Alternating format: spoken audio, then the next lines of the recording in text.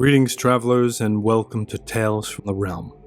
In every legend of light, there is always a shadow. For Kyron Morvel, that shadow was once his closest companion, Exar II, son of the Grand Sorcerer, heir of Voragoth, and the man who would become his bitterest rival.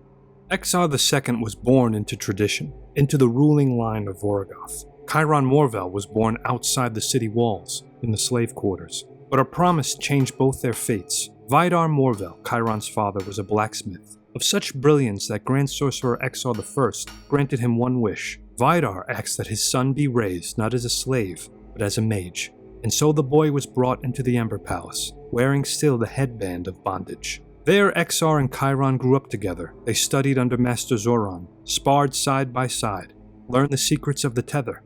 They called each other brothers. But Exar never forgot that Kyron was not his equal. He was jealous, he competed, and in that tension, their future paths were forged. At Exar II's coronation, jealousy gave way to tragedy. Master Nasad, whispering behind the Mage Council, demanded a sacrifice to consecrate the moment. The victim was Cora, Kyron's love. Stolen from him, hurled into the tether in front of all.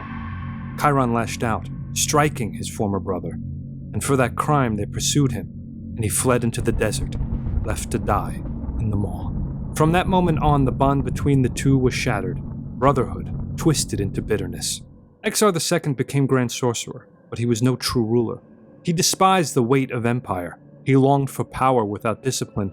Voragoth was ruled not by his wisdom, but by Master Nasad's manipulations. Exar took the throne, but he did not lead. He punished rebellion brutally, especially among the humans, whispering of the Warrior of Light. He rejected tradition, begrudged responsibility, and raged against the shadow of his own father, who had always put Voragoth above blood. Then the rumors came. The Warrior of Light had risen. Not a mage, not a demigod, but a human. And not just any human.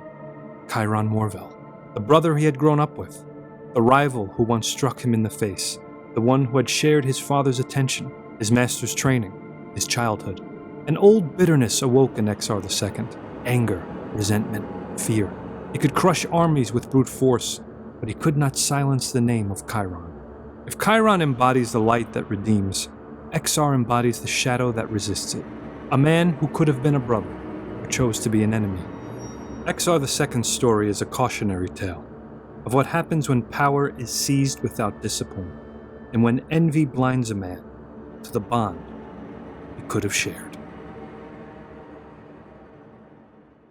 You could read more of Exar's tale by clicking the links in the description. Tell me in the comments, what makes a great tragedy?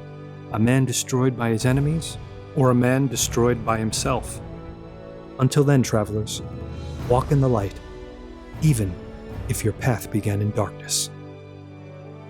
Thank you for watching.